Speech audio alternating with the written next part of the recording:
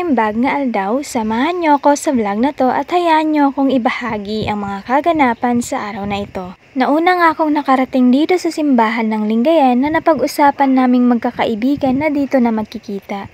Pagkatapos nga ng lunch ay dumiretso na rin kami dito sa Lingayen Beach.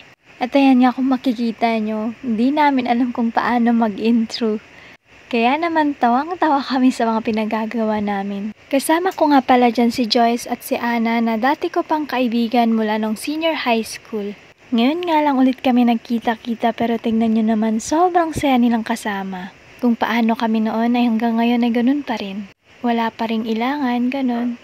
Kaya naman masayang-masaya ako na kasama ko sila ngayong Holy Week. Dahil sila pareho ay nasa Manila nagtatrabaho. At ngayon lang ulit kami nagkita-kita at nagkasama-sama. Mga bandang 2:00 nga ay biglang bumuhos ang ulan kaya naman humanap kami ng masisilungan at doon pinatila ang medyo malakas na ulan. Mga 20 minutes din ang tagal ng buhos ng ulan. At hindi pa rin kami nagpatinag at hinintay na tumila ito.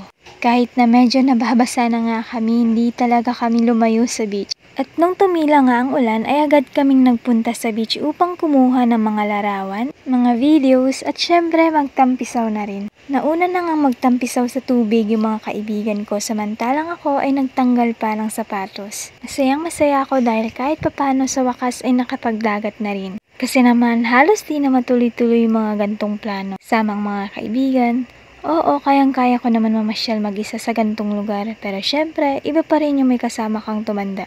Tumawat gumala. Hanggang sa naglakad-lakad na rin kami, sobrang nakaka-relax iapak ang mga paa mo sa pinong buhangin ng dagat. Pagkatapos nga noon ay naghanap na rin kami ng mapagbibilhan ng mga pagkain. At dito bumungad sa amin ang mga naglilinyahang bilihan ng mga street foods. Halos hindi na nga kami makapili ng bibilhin. Kaya naman kahit naglalakad ay kumakain na rin talaga kami. Mga bandang hapon na rin nagsisidatingan yung mga nagtitinda. Ganon din kasi nagdadagsaan yung mga tao.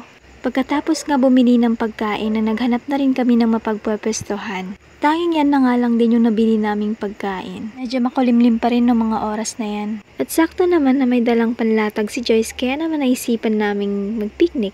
Kahit yun na lang naman din yung dala naming pagkain. Kahit saan ka tumingin, minsan talaga hindi maiiwasan yung gantong sakit sa mata. Hindi, joke lang. Mga nagmamahalan syempre. Pagkatapos nga ilatag ay pumesto na rin kami upang doon kumain, mag-picture at kung ano-ano pa. Halos hindi na nga namin namamalayan yung oras. Minsan pa nga napasabi kami na parang ang tagal tumakbo ng oras ngayon. Habang kumakain ay kwentuhan, tawanan at naisipan din namin mag-TikTok. At masasabi kong hindi talaga nakasabay yung kanta sa amin. In-enjoy na lang din talaga namin ang bawat oras na magkakasama. Dahil panigurado, matagal uli bago magkita-kita at magkakasama-sama.